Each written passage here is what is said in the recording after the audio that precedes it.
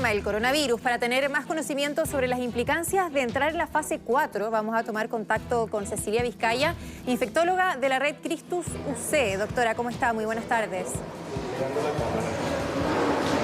Hola, buenas tardes. ¿Cómo estás, Claudia? Muy bien. Bueno, por supuesto que existe preocupación dentro de la población ya al escuchar al presidente Sebastián Piñera informar que entramos en la fase 4.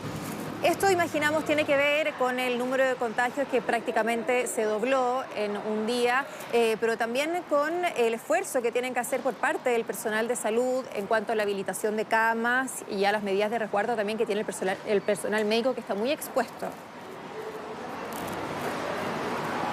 Sí, efectivamente es muy importante, y la fase 4 también nos dice que hay más personas que pudieran estar enfermas y que no van a tener el antecedente de haber viajado ellos o de haber estado en contacto con alguien que viajó o con alguien enfermo.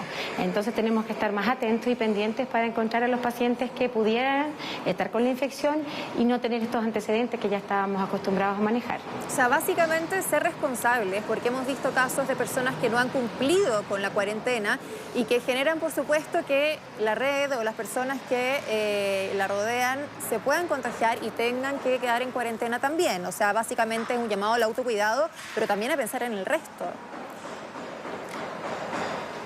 Efectivamente, es muy importante porque hay personas que piensan que esto no es relevante. El que ellos se queden en su casa, porque se pueden sentir bien, pero ellos van a seguir eliminando el virus y pueden contagiar a otras personas.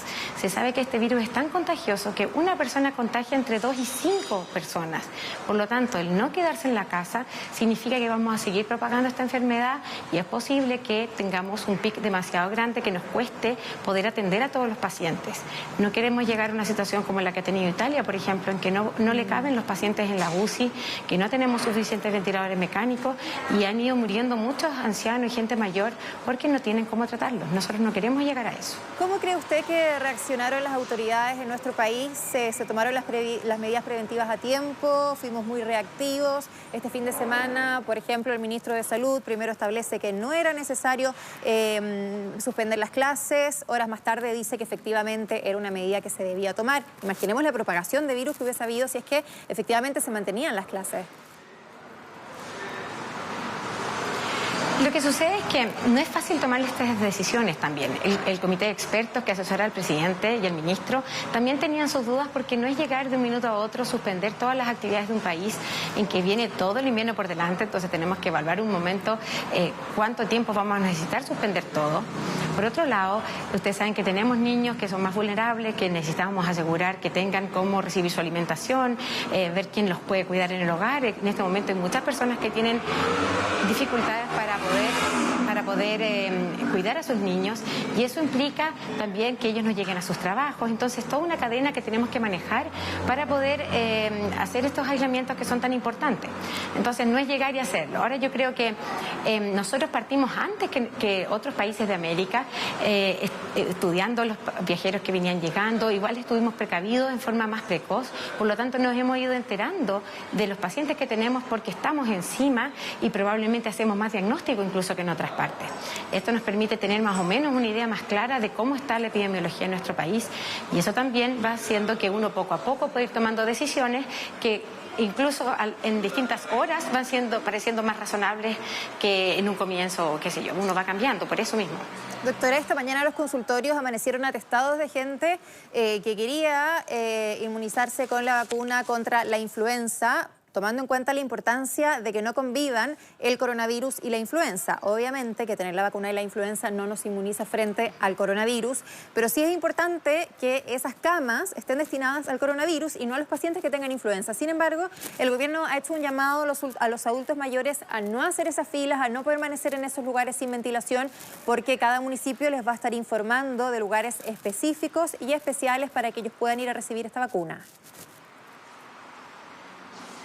Efectivamente, nosotros queremos que la mayoría de las personas se vacunen este año. Se aumentó un grupo más grande de pacientes pediátricos, incluso hasta quinto básico, 10, 11 años, para que disminuyamos la transmisión de esta enfermedad y tengamos menos probabilidad de tener un brote de influenza en forma simultánea con coronavirus. Ahora bien, es muy importante que si uno para vacunarse contra la influenza tiene que estar a menos de 1 metro de muchas otras personas que pudieran tener coronavirus, por ejemplo, no tiene mucho sentido. Y es mucho mejor buscar alternativas de una postura de las vacunas en forma más ordenada y con eso evitar los contagios. Quiero también señalar que efectivamente los niños en los colegios van a ser vacunados, los niños de primero a quinto básico van a ser vacunados en sus colegios y estos van a tener un turno en que les van a informar qué día va a ir el ministerio a vacunar ese colegio, los niños van a ir para allá. De manera que los niños que están en los grupos de riesgo no vayan a los consultorios y así dejemos ese espacio también para la gente mayor y los con enfermedades crónicas. ¿Okay? Hay muchas personas que se preguntan quiénes deben hacer la cuarentena, porque acá había un llamado a, no es el momento de sociabilizar, si se puede quedar en su casa, hágalo. Pero respecto a esta cuarentena oficial, por así decirlo, tomando en cuenta que pudimos haber estado con un paciente que está infectado, en fin, ¿quiénes sí o sí tienen que permanecer estos aproximadamente 14 días en su casa? A ver, desde el punto de vista epidemiológico hay varios grupos. Uno eran todas las personas que vienen de algún lugar de viaje que está en la lista de riesgo de la OMS y que el Ministerio de Salud les informa al llegar al país que deben permanecer en cuarentena durante 14 días y efectivamente eso hay que fiscalizarlo y está muy bien que si la persona no cumple con eso reciba algún tipo de sanción porque no es responsable no hacer caso en esto. El otro grupo son las personas que están en contacto con una persona que se confirmó el coronavirus. Ellos deben hacer los 14 días de cuarentena que tuvieron contacto con una persona confirmada, deben hacer el tiempo de cuarentena.